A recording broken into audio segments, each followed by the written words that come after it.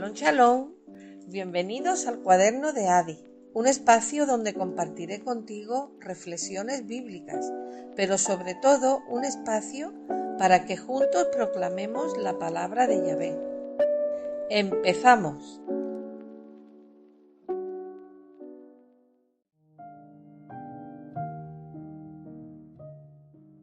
Shalom, shalom. Bienvenidos a todos de nuevo al Cuaderno de Adi. Antes de entrar a compartir nuestra reflexión de hoy, que va a girar sobre la cuenta del Omer, alrededor de la cuenta del Omer, es necesario recordar en qué punto de las fiestas de Yahvé estamos.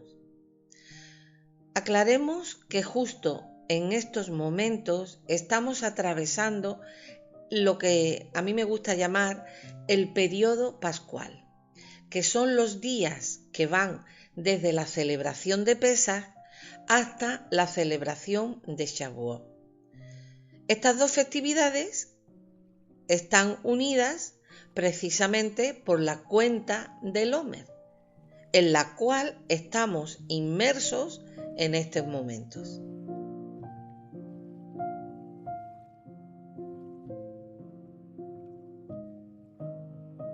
Recordemos que el calendario profético de Yahvé, como ya vimos anteriormente, es la revelación de su proyecto eterno, cuyo protagonista no es otro que el mismo Yeshua. Fiestas donde Yahvé le muestra a la novia con quién se va a casar. Eso, en esencia, son las fiestas de Yahvé.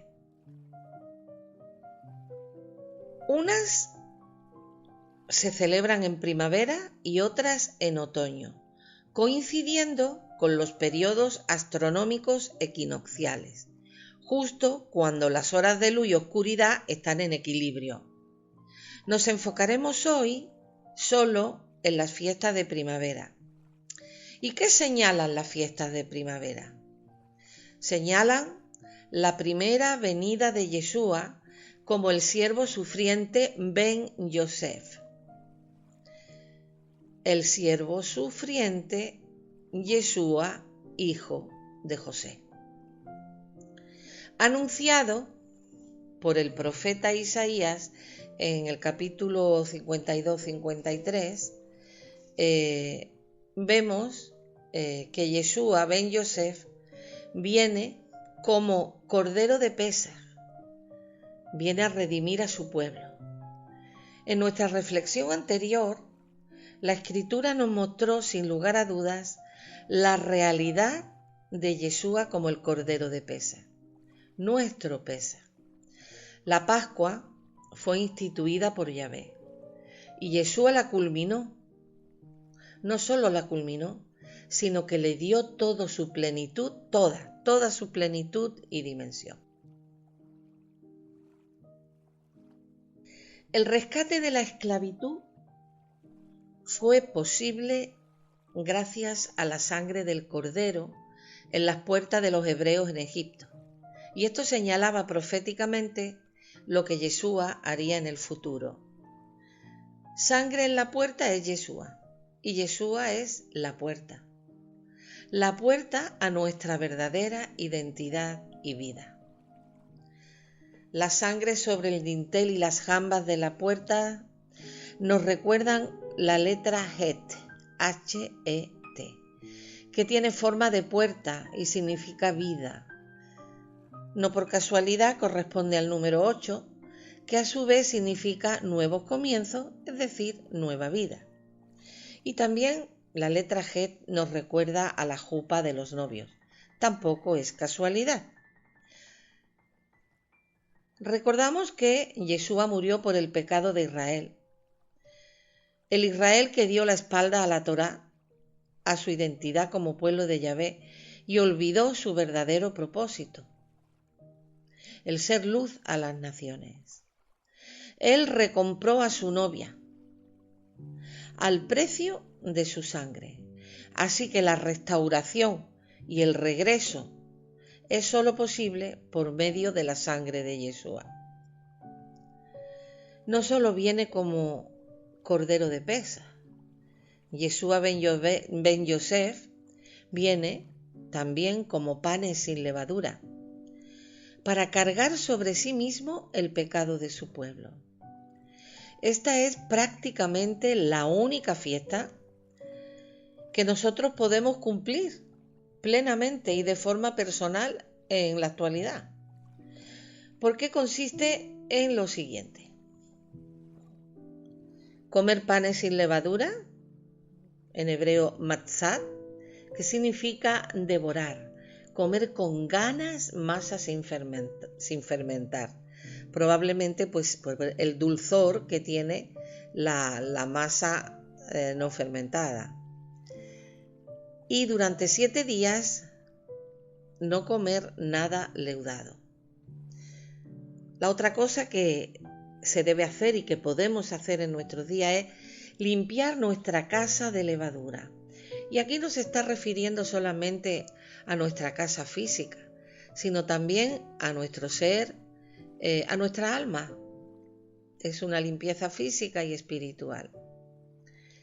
Vamos a detenernos aquí por un momento, pues yo creo que es importante, yo creo que es importante para nosotros entender claramente qué es levadura y sobre todo saber cómo identificarla. Levadura viene de la palabra hebrea sheor, que significa fermento o pedazo de levadura. La raíz primaria de esta palabra es la palabra hebrea sha'ar, que significa hinchar, inflar, reservar. Vamos a observar por un momento el proceso tradicional de fermentación. De la masa se tomaba un pedazo y se apartaba, dejar atrás, reservar. Efectivamente, se reservaba para leudar la próxima masa. Un trozo de la masa leudada se cogía y se guardaba para leudar la próxima masa.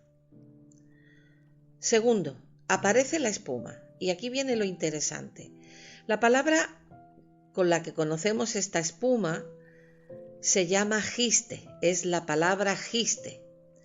El giste es un organismo unicelular que crea un alto estado de corrupción en la masa. Es un hongo unicelular y que crea corrupción en la masa donde se deposita.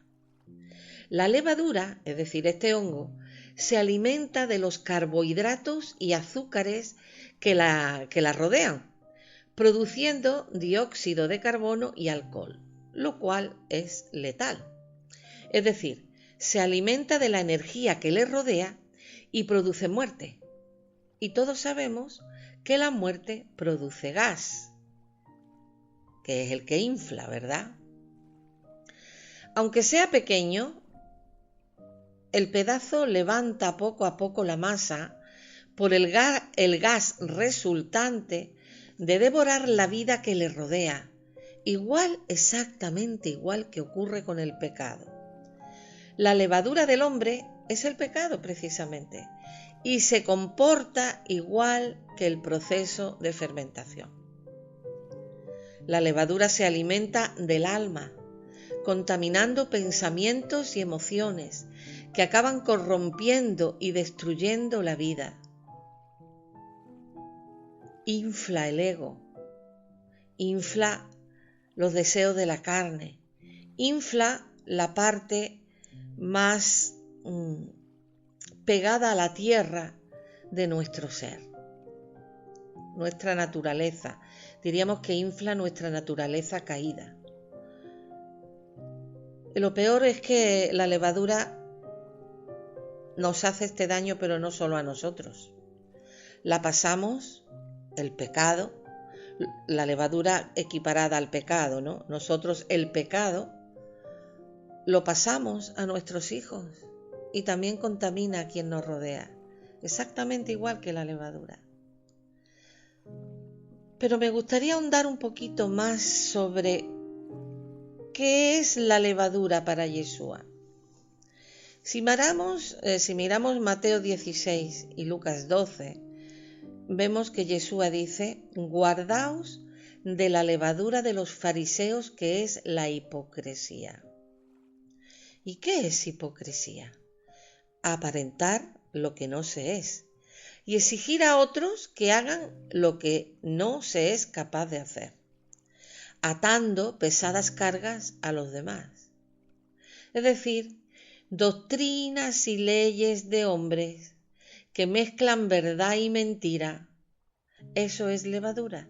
Es la leche adulterada que solo alimenta el orgullo y mata el alma. La primera levadura del hombre la introdujo en Edén el adversario. Mezcló mentira con verdad. Y eso es lo que ha venido haciendo hasta el día de hoy. No nos tenemos que pensar que esto es una cosa antigua. Satanás viene haciendo lo mismo siglo tras siglo. Mezclar mentira con verdad para atrapar al hombre. La raíz de todo pecado es el orgullo. Es ese gas que infla el ego.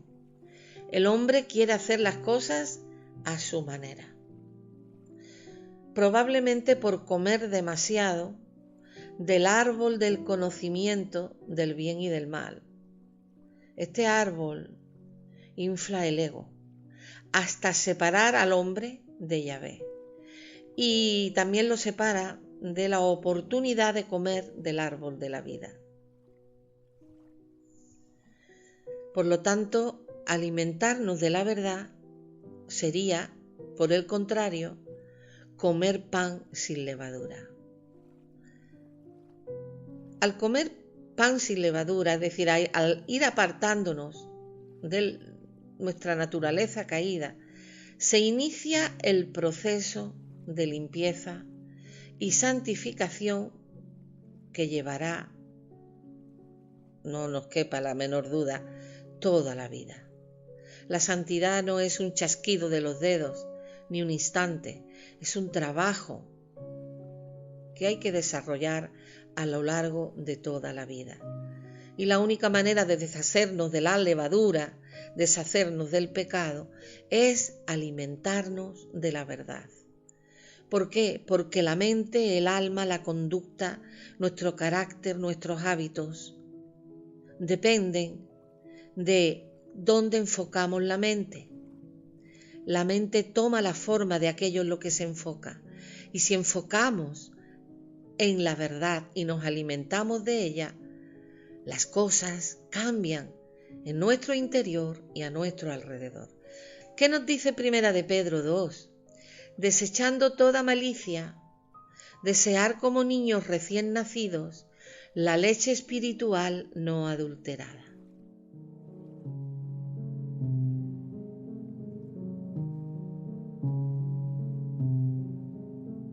Una vez en contexto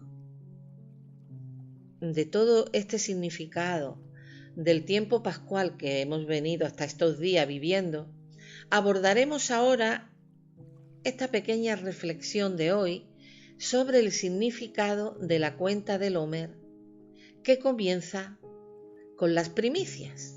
Las primicias es la celebración de los primeros frutos de la cosecha de la cebada, que tiene lugar dentro de la semana de panes sin levadura después del Shabbat. Consistía en ofrecer a Yahvé la primera gavilla de la cosecha de la cebada, que era mecida para Yahvé por el sumo sacerdote. Esto es conocido como el Omer Reshit, que significa primera gavilla. Quiero aclarar algunos términos que se suelen malinterpretar con relación a las primicias. El Omer, ¿qué es el Omer? El Omer es una medida de grano que equivale a una gavilla. ¿Y qué es Reshit? Reshit es las primicias, es decir, es lo primero de la cosecha.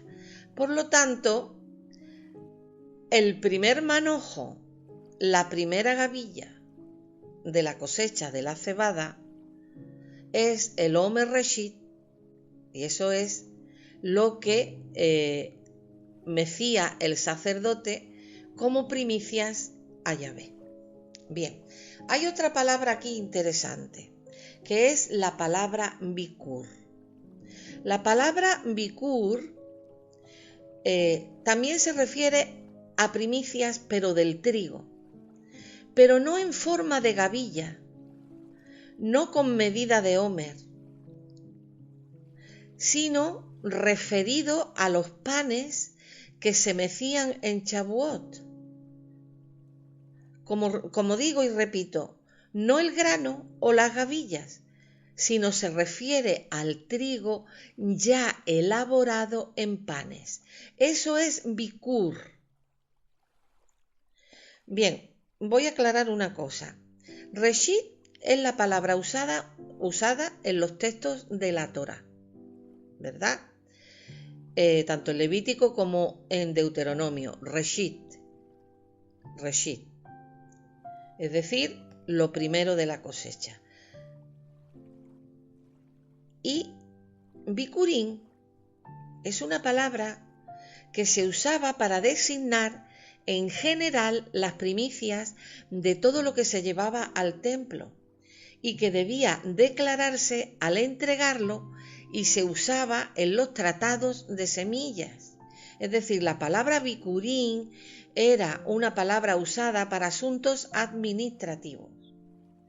En la Torá se designa bikurim única y exclusivamente en Shavuot, en las primicias del trigo, pero no como grano o gavilla, sino como pan que haya, como un grano que ha recibido ya, ha sufrido un proceso y se ha sido elaborado y se ha convertido en pan. Esa primicia es bikur. Las demás veces que hablamos de primicias, de gavillas, nos estamos refiriendo al Omer Reshit. Todas las demás palabras que vienen de bikur no están en la Torá, excepto en Shavuot, porque se están refiriendo a los tratados y los asuntos administrativos de aquellos primeros frutos que se llevaban al templo de cualquier producto, ¿verdad? De cualquier producto. Repito, Omer Reshit se está refiriendo a el primer manojo o la primera gavilla de la cosecha, de la cebada. Y cuando recoges el trigo también. Pero cuando es primicia en Shavuot, ese trigo ya ha sido elaborado en pan y entonces la palabra es bikur. Bueno, espero que con esto haya quedado claro, porque siempre hay pues como alguna confusión con esta palabra. Las primicias de la cebada apuntan proféticamente a la resurrección del Mesías Yeshua, que ya se cumplió. Yeshua es la primicia y además se presenta a sí mismo como primicia al Padre. Yeshua es el primogénito de los muertos, el principio de todo y el primero en todo. En Juan 1 esto queda totalmente aclarado. Hay algo interesante.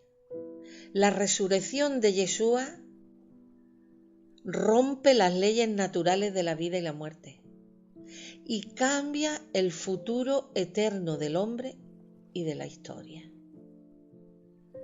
Romanos 6 nos dice, seremos semejantes a Él en la resurrección. Romanos 8 nos dice, el Espíritu que levantó de los muertos a Yeshua vivificará también nuestros cuerpos mortales. Primera de Corintios 15 dice, porque así como en el Adán todos mueren, así también en el Mesías todos serán vivificados. Por lo tanto, hay una deducción clara. En su día, en un momento, en el futuro, nosotros también esperamos ser primicias. Y esto cambia todo en nuestra vida. Seríamos los más miserables, ¿no? Si no hubiera ocurrido la resurrección. Eso cambió absolutamente todo y eternamente. Bien, ya hemos visto un poquito dónde arranca la cuenta del Omer, que es cuando se ofrecen las primicias de la primera gavilla, es decir, cuando se ofrece la primera gavilla de la cebada, ahí ese día arranca la cuenta del Omer. ¿Y qué es la cuenta del Omer? Es el contaje de los días que pasan entre las primicias de la cebada a las primicias de la cosecha de Shavuot. Levítico 23 nos dice: contaréis 7 semanas completas hasta el día siguiente al séptimo sábado, contaréis 50 días. Pues está claro, son 49 días que van desde las primicias de la cebada en panes sin levadura hasta las primicias de Shavuot, 49 días, y el día de Shavuot, el número 50, donde se mecen los panes. Por lo tanto, la cuenta del Omer es un puente que une las dos primicias, la de la cebada y la del trigo ya elaborado en pan en Shavuot. La cebada era alimento de pobres, de humildes. En Primera de Reyes 4 también vemos que era comida de animales. En Oseas 3 también vemos que el Omer de cebada se usaba como valor para comprar. Y normalmente en Pesas lo que se comía en las casas era cebada. El pan sin levadura era de cebada. Pero había personas que a lo mejor podían guardar, reservar trigo de la cosecha pasada del año anterior, y también había casas donde se comía los panes sin levadura de trigo, pero del año anterior. Bien, como hemos visto, Yeshua resucita en primicias. Y él mismo es las primicias para el Padre durante la semana de panes sin levadura. Esa cebada, ese grano de humildes, señala al Yeshua ben Yosef. Y 50 días después, en Shavuot, Yeshua envía el Ruach HaKodesh y entrega al Padre en las primicias del trigo, grano de ricos, la primera cosecha de almas. Almas que son el fruto de su aflicción. Quiero que esto quede muy claro. En la cosecha de la cebada, en las primicias, en la ofrenda de las primicias de la cebada, Yeshua resucita. Resucita y él mismo es las primicias al Padre. El Ben Yosef, el siervo sufriente, resucita y él es la primicia al Padre. Pero luego, 50 días después, en las primicias del trigo, el grano que comían los ricos, la harina cernida, la flor de harina, la harina más valorada, 50 días después, en esa cosecha del trigo, él envía el Ruach HaKodesh sobre sus discípulos, sobre su pueblo. Y ahí es donde él le ofrenda al Padre la cosecha de almas, fruto de su aflicción.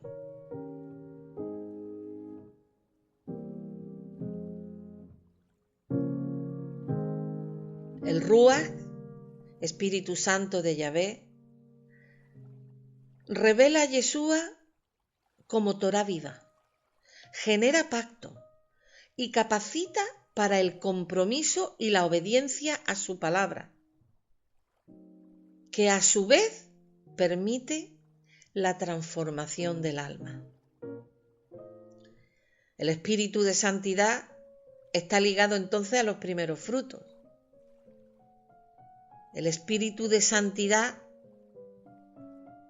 levanta a Yeshua de la tumba, produciendo el fruto de su resurrección en Shavuot, que es la confirmación de la promesa. Es decir, la cuenta del Omer comienza con una resurrección que lleva mucho fruto y culmina en Shavuot. ¿Qué representa para nosotros hoy la cuenta del Omer? ¿Qué significado tiene? ¿Qué nos enseña?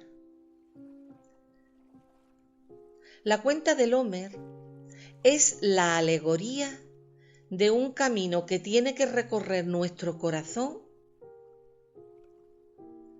Es una travesía de limpieza, día a día, durante 7 semanas. Y este tiempo es un tiempo de escudriñar, reflexionar y trabajar en la santidad. Yo quiero aclarar un poco qué se entiende por santidad.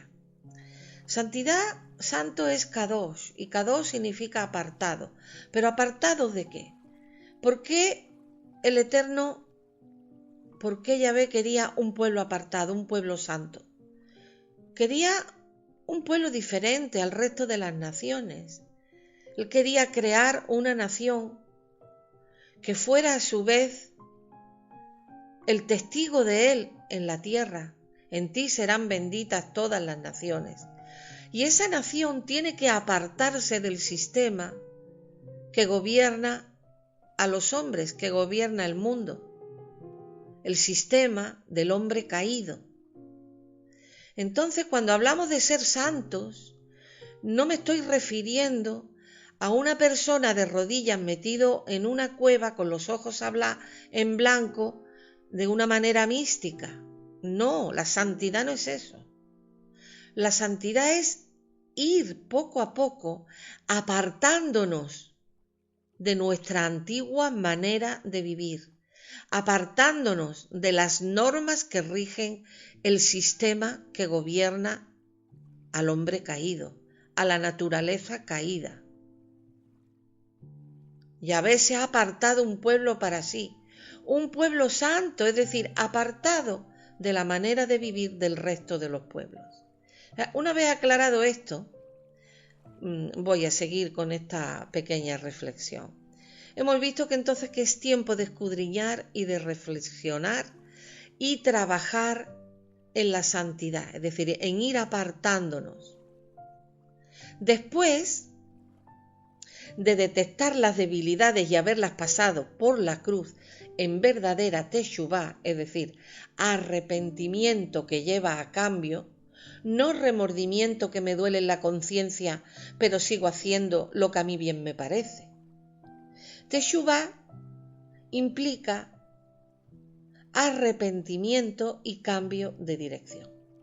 Por lo tanto, es el tiempo de cambiar y de apartarnos de los hábitos que nos atan a nuestra naturaleza caída. Todo absolutamente gracias a que Yeshua resucitó y mandó al Ruach HaKodesh.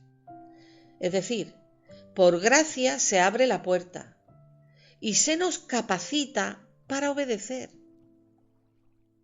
Pero cuidado, tenemos que caminar nosotros. Los pasos en el camino son nuestros. Y no podemos olvidar que sin santidad nadie verá a Yahvé. Nosotros somos los que tenemos que dar los pasos.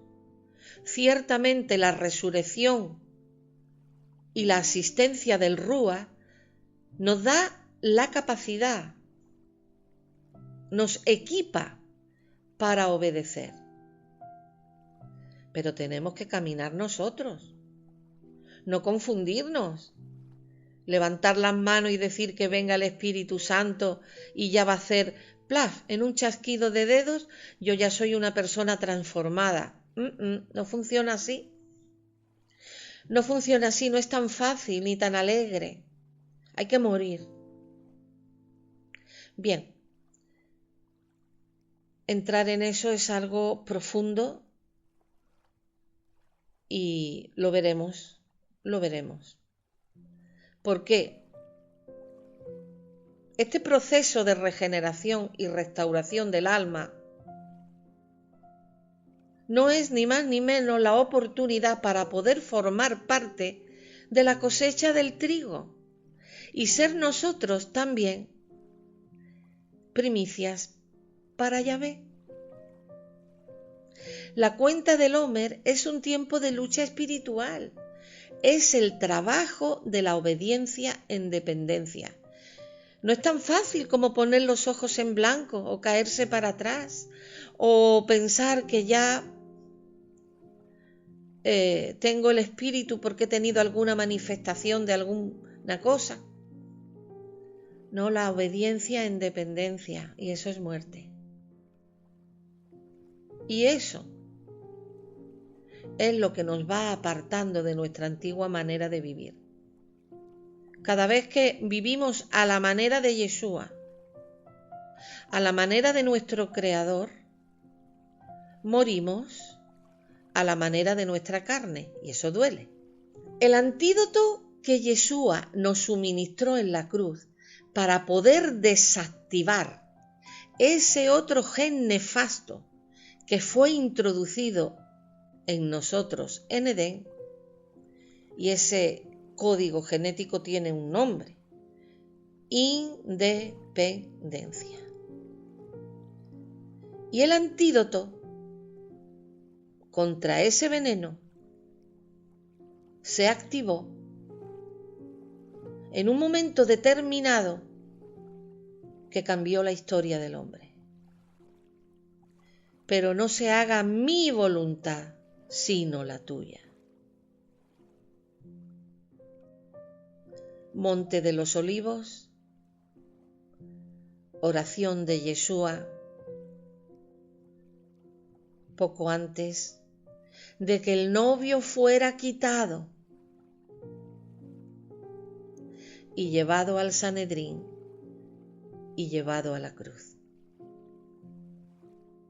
El antídoto de la independencia es la obediencia.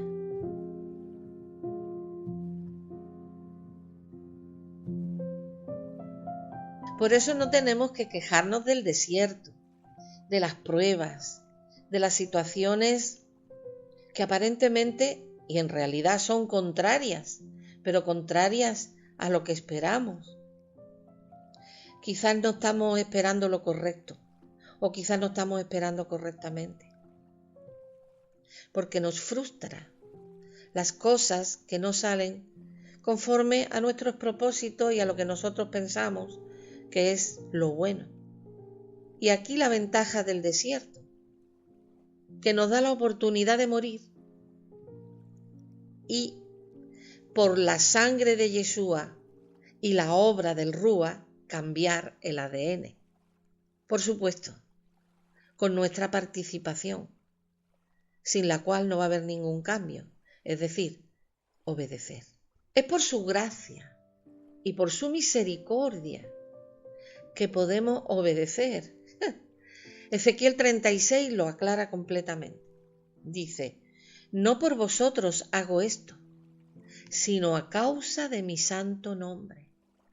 Es porque a Él le ha placido, porque Él quiere, porque Él ama, porque Él quiere que volvamos a Él y podamos ser ejad con Él.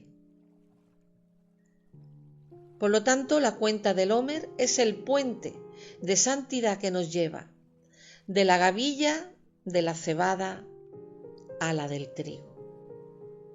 Queremos ser parte de esos panes de trigo elaborado, mecidos en brazos de nuestro sumo sacerdote?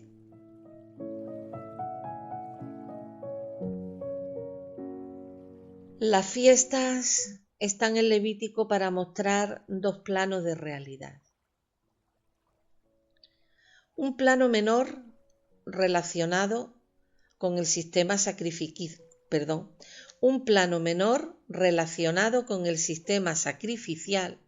a causa del pecado para poder relacionarse con Yahvé. Ese es el primer plano de toda la normativa levítica. Abrir una oportunidad a través de la sangre de los animales que cubrían los pecados para poder acercarse y relacionarse con Yahvé. Pero hay otro plano mayor, el plano relacionado con las fiestas en sí mismas, porque señalan la obra definitiva de Yeshua. Y ese es el plano mayor del libro de Levítico.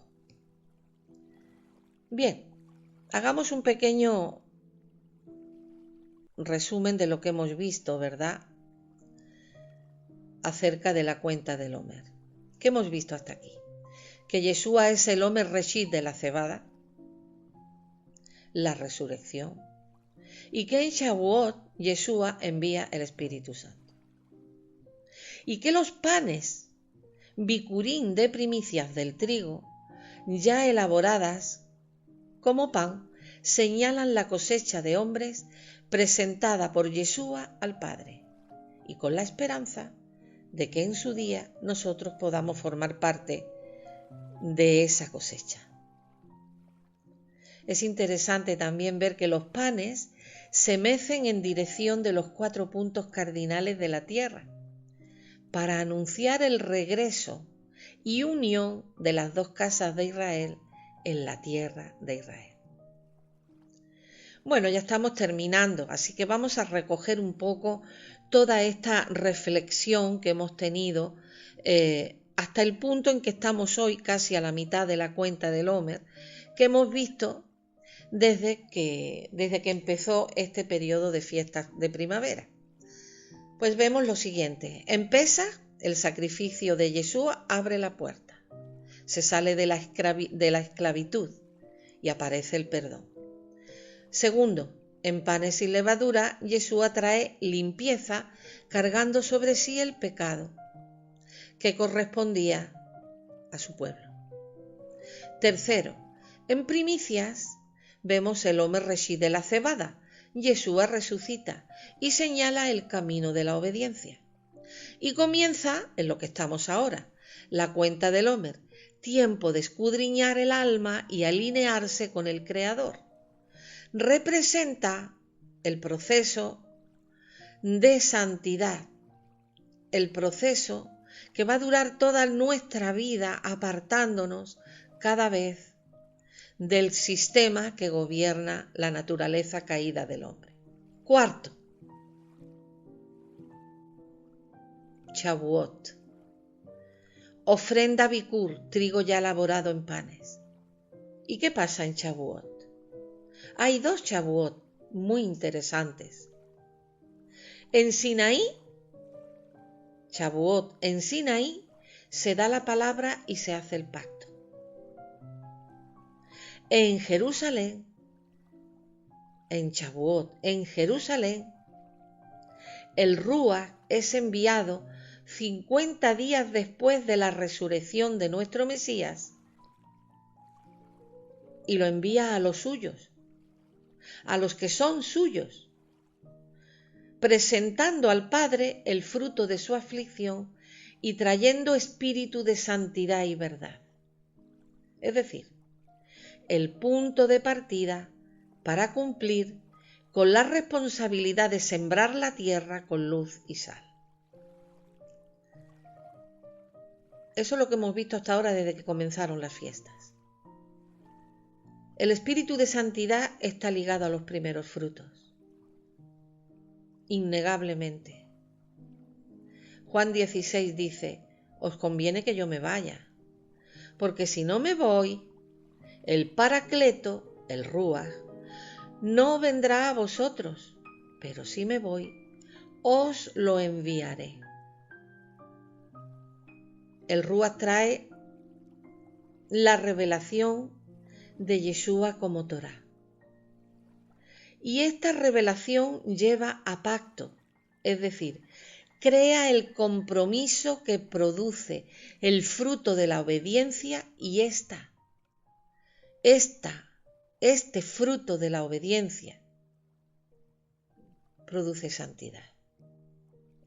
Hace que sea posible apartarnos de esta manera de vivir, de nuestra carne, loca y deseosa de autoconfort y de egos dilatados. Recordemos, en Shavuot se da la Torá en Sinaí y en Shavuot se da el Ruach para poder obedecerla. Bien, pues prácticamente hemos llegado al final y quiero acabar con un pensamiento sobre Ruth la Moabita.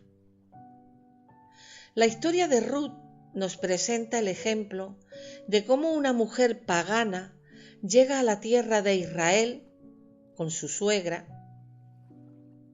que era israelita, justo en el periodo de la cuenta del Omer. Es tocada por el Elohim de Israel y experimenta una gran transformación que cambia su vida para siempre. En Ruth 1 vemos: de esta suerte regresó Noemí y con ella su nuera Ruth la Moabita, y llegaron a Belén a principios de la siega de la cebada. En Ruth 2 vemos: así pues, tuvo estrecha compañía con las criadas de Booz y espigó hasta que se acabó la siega de la cebada y la siega del trigo. Ruth es injertada en el pueblo de Yahvé y acaba formando parte de la genealogía del rey David y, más importante aún, del propio Mesías Yeshua. Esta mujer representa a todos aquellos que estaban y están y estamos dispersos en las naciones, lejos de los pactos y las promesas del Elohim de Israel, del Eterno, de Yahvé. Pero a través de la sangre de Mesías, del Mesías, Yeshua, el Mesías de Israel, hemos venido a formar parte de su pueblo, pues hemos sido entroncados, injertados, unidos al olivo de Israel.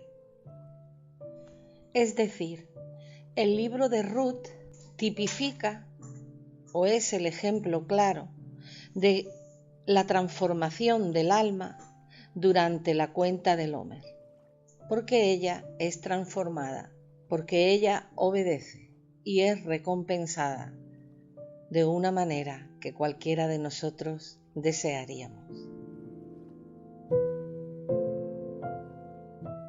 Queridos, pues esto es todo por hoy. Espero que nos volvamos a encontrar en el cuaderno de Adi.